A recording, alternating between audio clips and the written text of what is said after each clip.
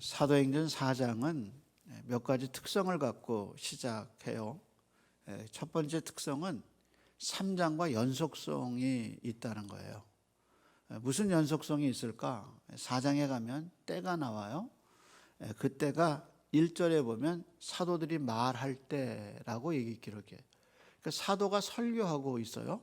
그리고 3절에 보면 그들이 잡혔다 나옵니다. 그래서 그들을 잡음에 날이 이미 저물었으므로 이튿날까지 가두었다 이렇게 나옵니다. 그러니까 사도들이 설교하고 있을 때 잡혀서 감옥에 갔는데 그때가 저녁 때였다. 근데 저녁 때는 유대 법정이 열리지 않아요. 왜냐하면 유대 법정이 밤에 열리면 그건 불법이에요. 그래서 예수님이 밤에 재판받았다는 복음서 이야기는 유대인들이 불법을 행했다는 걸 반증적으로 보여줘요. 그래서 사도들을 잡았는데 저녁 때 재판하지 않고 그 다음 날 재판했다. 그것이 본문의 시작이에요. 그럼 언제부터 이 이야기가 시작됐냐? 3장에 성전 미문에 앉은 사람이 일어나는 시간이 언제냐? 제9시 기도 시간에 이렇게 시작돼요. 그러니까 그 9시는 몇 시냐? 우리로 얘기하면 오후 3시예요. 그러니까 3장 시작이 오후 3시에 시작해서 4장 3절에 체포될 때가 저녁 때예요. 그러니까 3장 1절부터 4장 3절은 하루 동안 일어난 일이에요. 그래서 4장은 3장과 깊은 사건의 연속성을 갖고 시작해요. 그래서 4장만 따로 떨어지지 않아요. 그래서 사도들이 기도 시간에 갔다가 성전 미문에 한 번도 걸어본 일이 없는 사람을 치유하게 되고 솔로몬 행각에서 설교할 때 체포되죠. 그래서 감옥에 들어가서 밤새도록 있다가 다음 날 재판을 받게 됐다. 그것이 본문의 시작입니다. 두 번째 특성이 있어요. 그 두 번째 특성은 이게 박해가 시작돼요.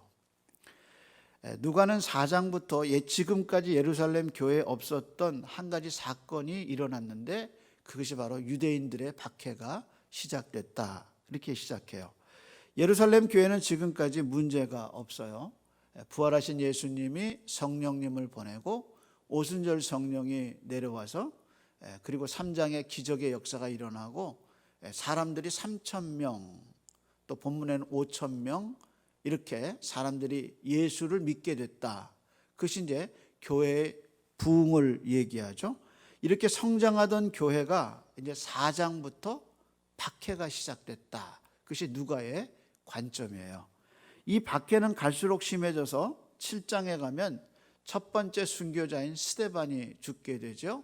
8장에는 예루살렘 교회에 박해가 일어나서 사람들이 사도를 제외하고는 다 사람들이 박해를 피해서 피신하게 돼요. 그래서 사마리아 내려가서 복음을 전하게 됐다. 그것이 8장의 이야기죠. 그래서 4장에서 박해가 시작됐다. 이것이 이제 누가의 관점인데요. 누가는 여기서 그러면 누가 무엇 때문에 왜 박해를 시작했느냐는 그 원인을 분석하고 있어요. 그래야 왜 박해가 일어났는지 설득력이 생기는 거죠. 그래서 누가는 그냥 박해가 일어났다 이렇게 얘기하지 않고 누가 왜 어떤 이유로 교회를 박해했느냐를 역사적 관점에서 명확하게 밝혀내고 있어요. 4장은 이런 면에서 당시 유대를 지배했던 지배 계층이 어떤 계층이냐 하는 정치적 시스템을 우리에게 가르쳐주고 있어요. 그래서 4장 1절을 한번 눈여겨보죠. 이렇게 얘기하죠. 사도들이 백성에게 말할 때 그 다음에 나온 말이 뭐예요? 제사장들과 그 다음에 이제 단수예요. 성전 맡은 자 단수예요. 그 다음에 사두개인들 이렇게 나와요. 그 다음에 5절 보세요.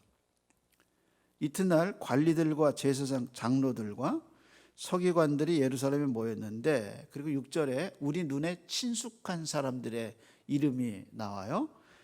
6절입니다. 대제사장 안나스와 가야바와 요한과 알렉산더와 및 그 다음에 대제사장의 문중이 다 참석했다. 이렇게 나와요. 그러니까 당시 유대를 지배했던 정치적 시스템을 우리에게 얘기해 줘요. 그러면서 이름도 얘기하고요. 그들의 성격도 얘기하고 있어요. 자, 그런데 이 사람들을 네 개의 그룹으로 나눌 수가 있어요. 첫 번째 그룹은 대제사장입니다. 6절에 대제사장 안나스와 가야바, 요한과 알렉산더로 네 사람 이름이 나오는데 이 사람들이 다 뭐냐? 대제사장 가문에 속한 자였더라. 그렇게 나옵니다. 근데 여러분, 그 중에서도 우리에게 잘 알려진 사람 두 사람이 안나스와 가야바입니다. 예수님이 겟세마네 동산에서 잡히시죠. 그래서 제일 먼저 누구에게 끌려갔느냐? 안나스 집으로 끌려가요. 그래서 네가 메시아냐라는 질문을 예수님이 받는데 그렇게 질문한 사람이 누구냐? 안나스예요. 근데 안나스는 전직 대사장이에요. 그래서 안나스 집안에서 예수님이 신문을 받으시고 현직 대제사장인 가야바의 집으로 옮기셔요. 근데 안나스와 가야바는 장인과 사위예요. 안나스는 장인이고 가야바는 사위예요. 그러니까 장인이 대제사장으로 있다가 누구에게 대제사장직을 물려줬느냐? 사위에게 물려준 거죠. 그래서 예수님이 안나스의 집에서 가야바에 가서 예수님이 신문 받으셔요. 그래서 가야바의 손에 의해서 어디로 옮기시냐? 빌라도에게 넘겨지시죠. 그러면 베드로가 예수님을 3번 부인했는데 누구 집에서 부인했느냐? 가야바 집이에요. 가야바 집에서 어린 여종 앞에서 예수님을 3번 부인하게 되지요. 이런 과정에서 가야바의 집과 안나스의 집이 우리에게 친숙하게 들려요. 그러면 그 당시 대제사장의 권력이 얼마나 큰 사람이었느냐? 여러분 기억하셔야 할 것은 예수님 당시 유대의 왕이 없었어요. 그래서 왕직을 누가 대신 할 수 있었느냐? 그 사람이 대제사장직이에요. 그래서 유다에서 가장 큰 권위를 가진 데가 산헤드린 공회예요. 그것이 정부 역할을 했어요. 근데 그 산헤드린 공회에 의장직을 누가 맡느냐? 대제사장이 맡아요. 그러니까 장인이 먼저 대제사장 하다가 사위에게 물려주죠. 권력을 대물림한 거예요. 그리고 성소에 1년에 한 번 지성소에 들어갈 수 있는 유일한 사람이 누구냐? 대제사장이에요. 이렇게 보면 한쪽으로는 종교권을 쥐고 있고요. 한쪽에는 정치권을 쥐고 있었어요. 그 막강한 권력을 휘두르는 사람이 누구냐? 안나스와 가야바였다. 그 사람들이 바로 대제사장이었고 요한과 알렉산더도 그 그룹에 속해 있다. 이것이 지금 누가가 밝힌 이스라엘의 정치 시스템이죠. 그 다음에 이제 두 번째 사람이 나와요. 누구냐면 성전 맡은 자, 단수예요. 복수 아니에요. 이거는 성전 맡은 자라는 말은 예루살렘의 성전 경비를 맡은 대장을 의미해요. 근데 이 사람이 성전에서 사용되는 모든 물자와 인원을 통솔하는 지위를 가졌는데 여러분이 눈길을 복음서에 올리면 예수님이 겟세마네 동산에서 잡히실 때 로마 병정을 이끌고 왔던 한 사람이 이름은 기억되지 않으면 직분만 나와요. 그 사람이 누구냐? 성전 경비 맡은 자라고 나와요. 그러니까 이 사람이 예수님을 잡았을 가능성이 많은 거죠. 그래서 당시 로마 병사와 함께 이 사람이 얼마나 높은 위치에 있었는가를 알 수 있는 것은 이 사람이 절기 때가 되면 누구 옆에 앉을 수 있느냐? 바로 대제사장 옆자리에 앉을 수 있는 권한이 있어요. 이렇기 때문에 로마 통치 아래서 사도를 체포할 수 있는 경찰권을 누가 갖고 있었느냐? 이 경비 맡은 사람이 갖고 있었다는 거죠. 그래서 유다 사회에서 대제사장이 1인자라면 성전 경비 맡은 사람은 2인자라고 불려도 과언이 아닐 정도였습니다. 그것이 이제 성전 맡은 자죠. 세 번째 그룹이 있어요. 그 그룹은 누구냐? 제사장이에요. 근데 여기서 말하는 제사장은 레위인을 의미해요.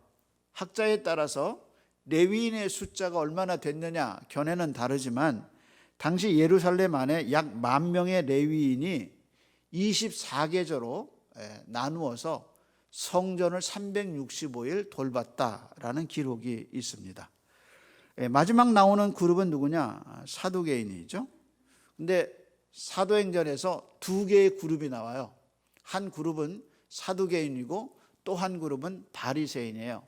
근데 바리새인은 교회를 핍박한 적이 사도행전 초반부에는 없어요. 사도행전 초반부보다 바리새인들이 교회를 핍박하게 된 것은 사도 바울의 역사가 시작되면서 바울이 이제 9장에 변화되잖아요. 그리고 13장에 선교사로 나가는데 그 바울을 뒤쫓아다니면서 끝까지 힘들게 했던 그룹은 누구냐? 바리새인이에요. 그에 비해서 초반부에 예루살렘을 중심으로 해서 교회를 박해했던 그룹은 누구냐? 사두개인이에요. 그래서 오늘 본문에도 바리새인보다는 누가 나왔어요? 사두개인. 그러면 사두개인은 어떤 그룹이냐? 사두개인은요, 인텔이에요. 많이 배운 사람이에요. 그런데 백성들에게는 존경을 못 받았어요. 왜냐하면 로마를 지지했기 때문이에요. 백성에게 지지받았던 사람들은 바리새인들이었어요. 그러니까 사두개인은 로마 정부에 밀접하게 연관돼서 로마식 사고를 많이 갖고 있어요. 그 사람들은 부활을 믿지 않았어요. 그래서 2절 한번 보세요. 뭐라고 그랬나? 예수 안에 죽은 자의 부활이 있다고 백성을 가르치고 전함을 어떻게 했어요? 싫어했어요. 누가? 사두개인이. 그래서 1절 끝에 보면 사두개인들이 이르러 이렇게 얘기하죠. 그러니까 사두개인의 특성은 뭐냐? 이게 인텔이라 현대적이에요. 천사의 존재, 부활 이런 거 안 믿었어요. 그런데 사도들이 예수님의 부활을 전하니까 그게 싫었던 거죠. 그래서 2절에 분명하게 백성을 가르침과 예수를 들어 죽은 자 가운데 부활하는 도를 전하기 싫어했다 이렇게 얘기했어요. 그러다 이렇게 예수님의 도 전함을 싫어하는데 이 사도들을 통해서 앉은 평생 걸어본 적이 없었던 장애인이 일어나는 기적을 보게 되니까 이제 더 이상 베드로와 요한을 말씀 전하지 못하게 사두개인들이 첫 번째 체포를 해버렸어요. 그래서 밤에 뒀다가 아침에 다시 재판하는 과정이 이제 증거되는 겁니다. 그러면 베드로와 요한이 감옥에 갇혔기 때문에 말씀 전하는 것이 끝났느냐? 그렇지 않아요. 4절 한번 보세요. 베드로의 설교의 결과가 어떤 결과를 갖고 왔나? 4절에 보면 말씀을 들은 사람 중에 믿는 자가 많으니 남자의 수가 약 얼마나 됐어요? 5천이요. 여러분이 이제 누가가 숫자를 기술하는 방법이 처음에는 3천이었다. 그게 이제 2장의 얘기죠. 그 다음에 4장에 5천이었다. 그런데 이게 누가가 말한 마지막 숫자예요. 그 다음에는 누가는 이런 표현하지 않아요. 그 다음에는 어떻게 얘기하느냐? 수가 더하여졌더라. 흥왕하였더라. 이렇게 표현해요. 왜 그랬는가? 이젠 숫자는 더 이상 의미가 없어요. 그래서 초기에는 3천이었다, 5천이었다 숫자를 밝혔지만 복음이 더 증거되면서 수를 세는 것이 의미가 없어요. 그래서 관점이 바뀌어요. 그래서 마지막 숫자를 기록한 것이 뭐냐? 5천이었더라라고 밝혔는데 누가가 여기서 말하고 싶은 게 있어요. 이 사람들이 단순히 5천 명이었다. 그 5천을 강조하기보다 누가가 말하고 싶은 게 있어요. 그게 뭐냐? 똑같은 복음서를 기록한 누가복음 9장에 보면 예수님이 오병이어의 기적을 행했을 때 그 떡을 먹은 사람의 숫자가 뭐냐? 5천이었더라. 그렇게 얘기하죠. 그러니까 지금 누가의 관점은 뭐냐? 예수님이 행하셨던 기적 뒤에 수많은 사람들이 예수님을 믿게 됐는데 지금 사도의 기적 뒤에 예수님이 행하신 것처럼 똑같은 일이 벌어지고 있다. 그걸 말하고 싶은 거예요. 다시 말해서 사도를 통해서 예수님의 사역의 역사가 계승되고 있다. 그것을 누가가 말하고 있어요.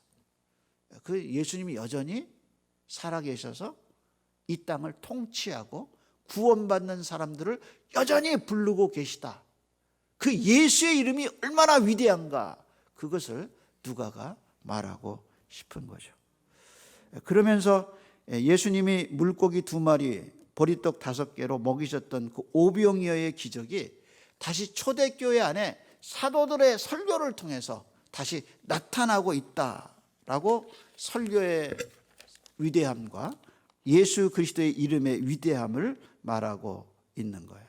그게 오순절 성령의 역사죠. 그러면서 이제 6절 이하에 재판이 벌어져요. 근데 이 재판은 치열한 논리가 안에 숨겨져 있어요.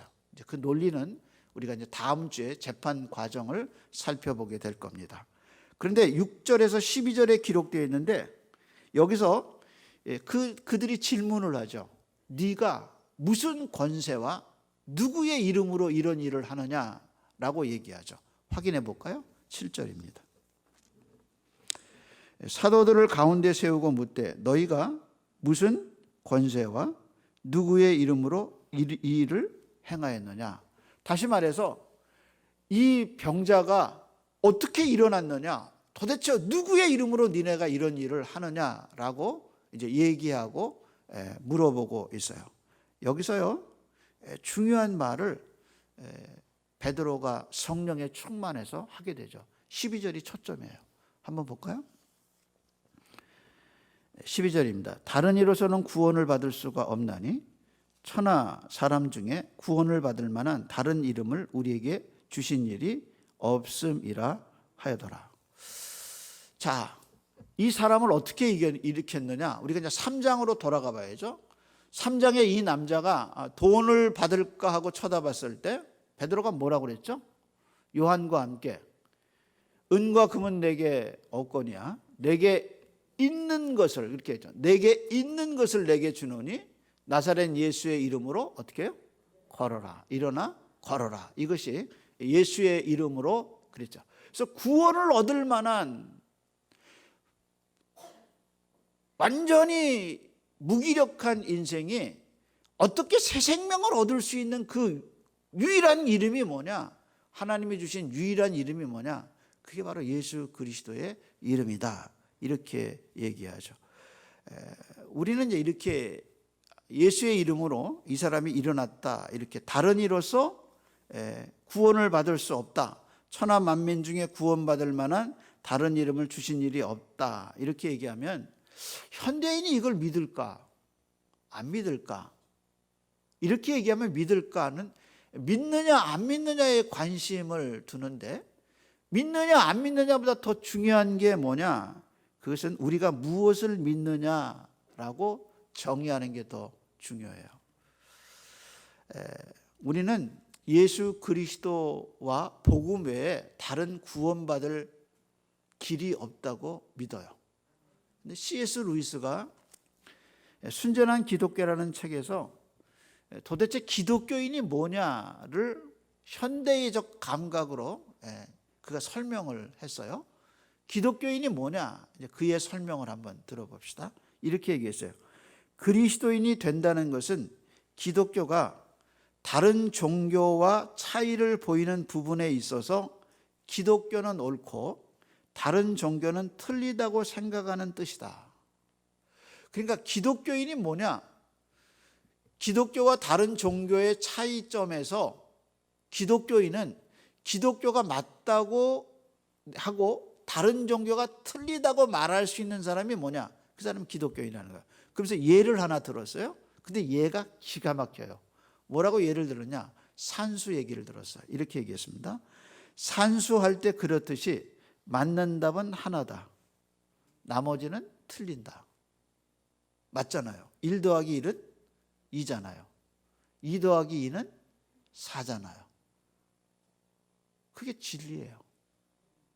그러니까 루이스는 수학적 개념을 가지고 기독교가 유일한 진리, 예수 그리스도가 유일한 구원의 길이라는 것을 수학적 개념을 갖고 얘기한 거예요.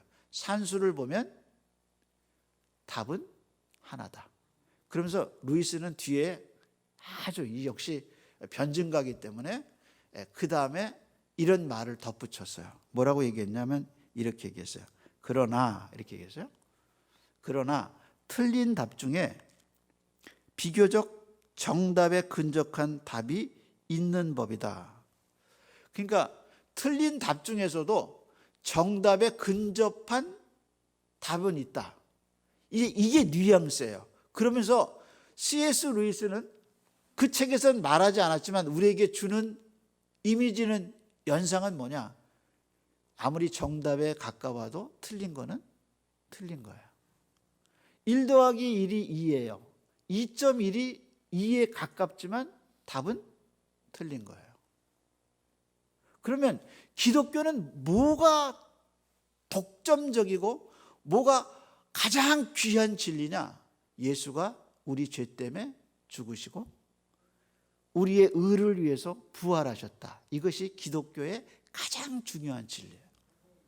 근데 그 진리는 다른 종교에는 없는 거죠. 그러니까 진짜 답이 뭐냐? 진짜 진리가 뭐냐? 예수 그리스도 외에는 하나님이 구원의 길을 우리에게 주시지 않았다는 거예요. 그래서 하나님이 우리에게 그렇게 하셨죠. 그럼 우린 질문하죠. 아니 왜 그럼 다른 종교에는 구원이 없으며? 왜 다른 종교에는 구원을 안 주시고 왜 기독교에만 구원을 주셨습니까? 그 답이 뭐냐? 하나님 그렇게 하셨어요. 물고기는요, 물에 있어야 생명을 유지해요. 새는요, 날개를 주셔서 공중에 나는 것이 새가 살아가는 방법이에요. 사람은요, 호흡을 해야 살아요. 공기가 있어야 살아요. 그래서 사람은 물속에 들어가면 죽어요. 그게 하나님이 정하신 창조의 법이에요. 인간이 육체가 들어오면 물로 씻어요. 그게 하나님이 정하신 거예요. 영혼이 들어오면 어떻게 하냐? 피로 씻어야 돼요. 그래서 구약에 나타난 모든 동물 제사는 앞으로 신약에 오실 예수 그리스도 그분 한 분을 가르치기 위해서 모든 동물 제사에서 피를 흘리면서 하나님 분명히 말씀하셨어요. 피는 생명이다. 그리고 이 피가 없이는 너희가 유지할 수 없다고 얘기하셨어요. 그러면서 구약 성경의 모든 동물 제사가 갈보리 언덕에 예수 그리스도의 십자가 보혈 하나를 가르쳐요. 그러면서 하나님이 구원 방법으로 누구든지 예수 그리스도를 믿으면 구원을 받으리라고 하나님의 구원 방법을 가르쳐 주셨어요. 그게 진리예요. 근데 인간은 얘기해요. 왜 하나님이 그렇게 하셨냐? 이게 인간의 교만이고 인간의 죄성이에요. 아무도 물로 얼굴이 더럽고 몸이 더러우면 물로 씻는 유일한 길, 기름으로 안 씻잖아요. 물로 씻죠. 그래서 유대인들이 정결법은 시장에 갔다 오면 물로서 손을 씻고 음식을 먹잖아요. 그게 유대인의 정결법이잖아요. 그거 아무도 얘기하지 않아요. 왜 물이 우리의 더러운 걸 씻어내느냐? 아무도 얘기하지 않아요. 근데 하나님의 구원 방법이 인간의 죄는 피로서 씻어내는 거예요. 그래서 수많은 동물의 그 제사가 앞으로 오실 예수 그리스도의 보혈, 보이지 않는 인간의 죄는 예수 그리스도의 보혈밖에 없다. 이것이 하나님의 구원 방법이에요. 그런데 그것에 대해서 인간은 거부하는 거죠. 그게 뭐냐? 종교다원주의예요. 종교다원주의는 다른 데서 오지 않았어요. 기독교도 안에서 일어났어요. 그래서 기독교인들 사이에서, 신학자들 사이에서, 자유주의자들 사이에서 하나님이 어떻게 그렇게 구원의 방법을 좁게 하셨느냐? 하나님의 구원의 방법은 다른 종교에도 있다. 그것이 누구냐? 자유주의 신학자들이 주장하는 종교다원성이에요. 그래서 이렇게 얘기하죠. 종교다원성은 몇 가지 기본적 주장이 있어요. 예를 들어서 구원은 기독교에만 있는 게 아니라 타종교에도 있다. 구원의 길은 예수에게만 있는 것이 아니라 다른 것을 통해서도 구원을 받을 수 있다. 고로 모든 종교는 서로 교류하고 서로 장점을 배워야 한다. 이것이 종교다원주의의 주장이에요. 그래서 개신교는 기독교에는 예수를 통해서 구원받고 하나님이 불교의 부처를 통해서 구원받게 하셨다. 그리고 불교도는 부처를 믿고 유교도는 조상님을 잘 섬기고 이슬람교도는 모하메스를 통해서 구원받게 하셨다. 이게 누구냐? 종교다원주의. 근데 기독교는 그렇게 얘기하지 않아요. 성경은 예수 외에 구원의 길이 없다고 얘기해요. 성경은 다른 길을 인정하지 않아요. 복음 외에 다른 복음은 없어요. 그래서 갈라디아 교회가 넘어진 이유가 뭐냐? 그들이 다른 복음을 믿기 시작했어요. 근데 이 복음은, 다른 복음은 교회 안에서 일어나요. 신학자들 사이에서 일어났어요. 그것이 죄죠. 따라서 우리가 지켜야 할 근본적인 진리는 뭐냐? 예수가 우리의 유일한 구세주라는 거예요.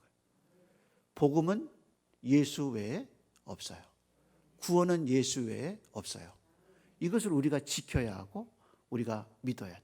기독교인은 누구냐? 기독교인은 예수 그리스도가 유일한 구원의 길이고 예수님을 믿어야 구원받는다. 이것이 기독교고 기독교인입니다. 이것이 믿어지면 당신은 기독교인이고 이것이 믿어지지 않으면 당신은 기독교인이 아닙니다. 기도하겠습니다. 하나님, 모든 생물은 태양이 있어야 그 안에서 생명을 유지합니다. 하나님, 물고기는 물에 있어야 그 생명을 유지합니다. 사람은 숨을 쉬어야 그 생명을 유지하듯이 세상에 유일한 것이 너무나 많습니다. 그런데 예수 그리스도가 우리의 유일한 구주 되심을 믿고 하나님께 가는 유일한 길이 예수 그리스도라는 사실을 믿을 수 있도록, 그 복음의 진리를 믿을 수 있도록 은혜를 주신 하나님을 찬양합니다. 교회가 이 복음을 지켜가게 하시고 우리가 예수의 유일한 구주 되심을 지켜가는 성도와 교회가 되게 복을 입혀 주시옵소서. 이제는 우리 주님 예수 그리스도의 은혜와 하나님 아버지의 변함없으신 사랑하심과 진리를 진리되게 가르쳐 주시고 믿어질 수 있도록 은혜를 베풀어 주신 성령 하나님의 은혜가 사랑하는 성도들의 심령 속에 이제부터 영원토록 함께 있을지어다. 아멘.